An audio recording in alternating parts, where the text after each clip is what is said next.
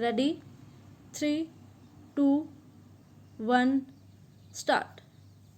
Learned counsel for the petitioner has assailed the disciplinary proceedings primarily on four counts. First being that he was not provided documents as mentioned in the charge sheet, having repeatedly asked for the same. No oral evidence was adduced. Therefore, he could not get opportunity to cross-examine the witnesses and produce his own evidence, and some other employees were exonerated while he has been asked to pay rupees 64,000 after his retirement. Inquiry was initiated after 11 years. Stop. Learned counsel for the petitioner has also claimed that he was deliberately singled out for the punishment on account of bias of some departmental officials. Stop.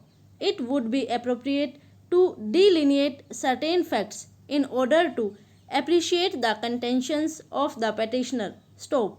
Learned counsel for the petitioner has submitted that the relevant documents were not supplied to him before initiation of departmental proceeding vitiating the entire inquiry. Stop. It is submitted by learned counsel for the respondents that there is no provision for permitting any employee to go on casual leave on the basis of oral sanction. Stop.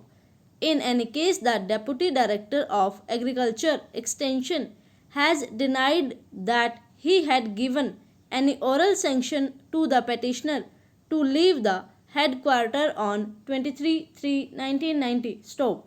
He has further emphasized that the garage was ordered to be constructed by the agriculture workshop and same was provided to the Kisan Bij Bhandar on 28/1/1990. Stop.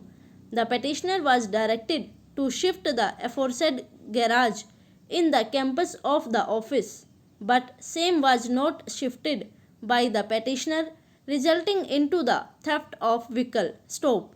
It is also submitted that proper inquiry was conducted wherein the petitioner was given ample opportunity to defend himself, and after considering the evidence available on record, the punishment order was passed. Stop.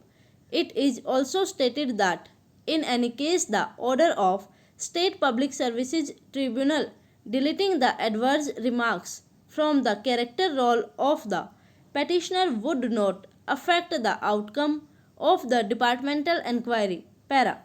The petitioner in his rejoinder affidavit has reiterated the proper inquiry was not conducted and he did not get any opportunity to rebut the allegations of the department as the required documents were not provided despite repeated requests, and failure to provide the documents has thus vitiated the entire inquiry. Stop.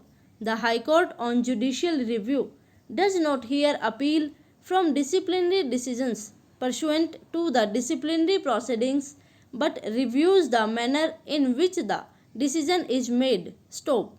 It is the duty of the High Court to ensure that delinquent employee receives a fair treatment and inquiry into the charges of misconduct is conducted by observing principles of natural justice and prevailing rules. Stop.